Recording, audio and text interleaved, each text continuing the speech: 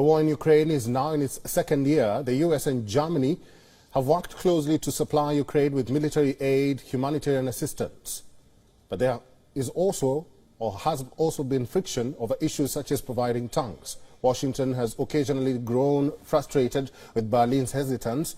President Biden met German Chancellor OLAF Scholz at the White House, and the two leaders vowed to keep imposing costs on Russia.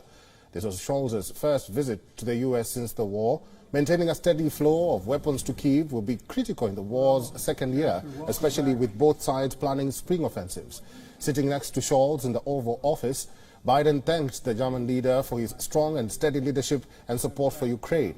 The US president hailed Scholz's decision to sharply increase Germany's military spending and diversify energy sources away from Russia.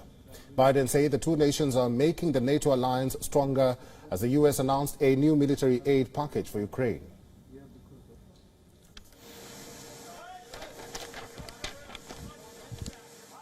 I know it's not been easy, very difficult for you. Together we work lockstep to supply critical security assistance to Ukraine, and from everything from what we've done in lockstep, ammunition, artillery, armored tanks, air defense systems, and we've been together throughout this.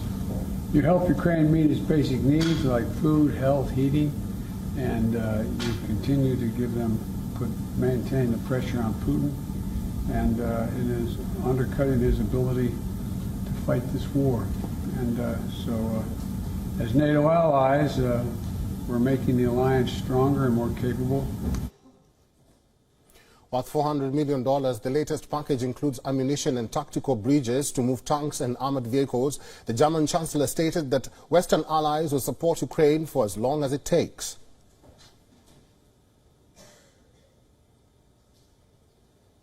Let me just say this is a very, very important year because of the very dangerous threat to peace that comes from Russia invading Ukraine.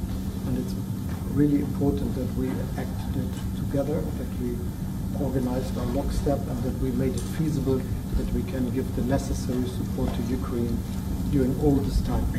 And at this time, I think it is very important that we give the message that we will continue to do so as long as it takes and as long as it is necessary, and that we are ready also for staying with the Ukrainians as long as it is necessary. Scholz's brief one-day trip was his second to the White House since taking office in December 2021. The German chancellor's trip lacked the customary press conference where the two leaders take questions from reporters representing both countries. Biden's national security advisor also met one-on-one with his German counterpart. As per reports, Washington has begun consulting with allies about imposing possible sanctions on China should Beijing provide military support to Russia. Germany has typically taken a much less hawkish stance than the United States on China, its top trading partner. But on Thursday, Scholz sent a strong warning to China over any deliveries of weapons to Russia. He appealed to Beijing to pressure Russia to pull back its forces, a speech noted and welcomed by U.S. officials. Meanwhile, in another show of support for Ukraine, U.S. Attorney General made a surprise visit to the country to attend a conference on justice and war crimes. Some experts view the Russia-Ukraine war as a manifestation of the renewed geopolitical rivalry between major world powers. Analysts say Moscow is seeking to alter the Western-led system prevailing since the end of the Cold War. Western allies say the war has broken the entire security architecture built patiently on the European continent over many decades. The 30-nation NATO alliance says it is doing everything possible to avert a war similar to the one that ravaged Europe 80 years ago.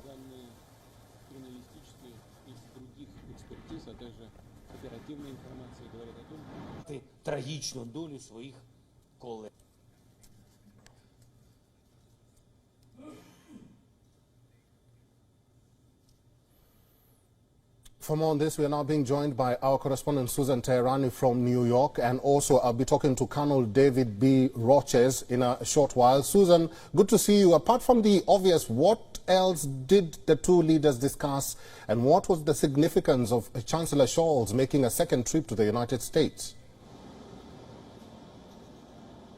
Well, the significance really was this off-the-cuff meeting by Chancellor Scholz coming at a time when even members of parliament inside his own country were questioning him as to why he was taking this trip as he was leaving Berlin. And he really gave a one-line answer saying that it's better to meet in person. Journalists asked him why this meeting couldn't take place via video conference, and Chancellor Scholz then replied to journalists that he's in direct contact with President Joe Biden, and there is a significance in meeting face-to-face. It's important to note, as you mentioned, Eric, that the two men spoke for more than an hour face-to-face without their accompanying delegation. According to sources, when they did come out, President Biden half-jokingly said that we solved all of the world's problems. Wow, if anything got solved, we really didn't hear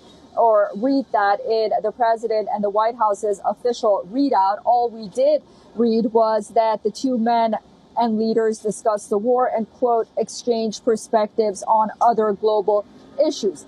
But you know, this meeting really does come at a time when Russia is planning that spring offensive on the one hand. And on the other hand, as you mentioned, China is really a big issue that both countries are concerned about. The United States hoping to exert more pressure should China decide to provide more lethal aid to Russia. And on the other hand, Germany being a big trading partner with China, being a bit reluctant. The fact that the two men did not have a press conference begs the question on whether or not they really are on the same page regarding China, regarding the war, and whether perhaps European countries, Olaf Scholz being the Chancellor of Germany, prefer that a resolution is reached sooner than later than perhaps President Joe Biden. That's something that has been being floated around, despite the fact that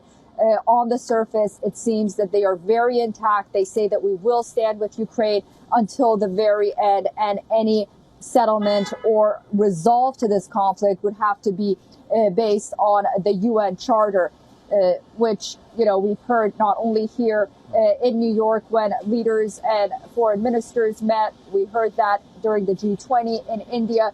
And we're really hearing that on the surface from the leaders. Behind closed doors, things might be different. So that's one aspect of it. And then the leaders are also meeting at a time when public opinion really is fragile, to say the least. On the one hand, you know, you do have those polls coming out and saying that there is support for aid to Ukraine in both countries. But on the other hand, I think both leaders understand that their populations are becoming a little bit war weary. So, you know, it does come at a significant time. The fact that it was on a Friday afternoon, one can't really deny that fact either. But I think a lot more information will come out of this trip. Live from New York, our correspondent Susan Teherani. Susan, thank you. Let's talk more about this. Colonel David B. Desroches is a professor at the Near East South Asia Center for Strategic Studies, National Defense University. Colonel David is joining us from Washington. Colonel David, good to see you. 1 year into the war, we are still talking about arming Ukraine or imposing sanctions to China if it supports Russia and provides weapons to Russia. Many critics say this is doublespeak and will only intensify the conflict. What say you?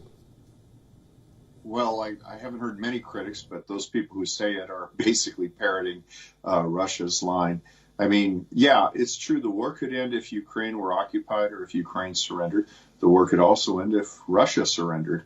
But what we've seen is that, and quite frankly, people in the West were more prepared for defeat than for Ukrainian defiance. I think that what we've seen is that the Ukrainian fighting spirit is something that people all around the world, even people who, you know, were probably a little hesitant to support Ukraine, have realized is something that should be supported. The question is, how long can they support it? And, you know, if people who support Ukraine have the weapons and have the willpower to continue, you know, for another year or so. Well, the United States has announced a new military aid package for Ukraine. Yesterday, when President Biden met with Chancellor Scholz, of $400 million US. And there's a person here who I'm told he's your friend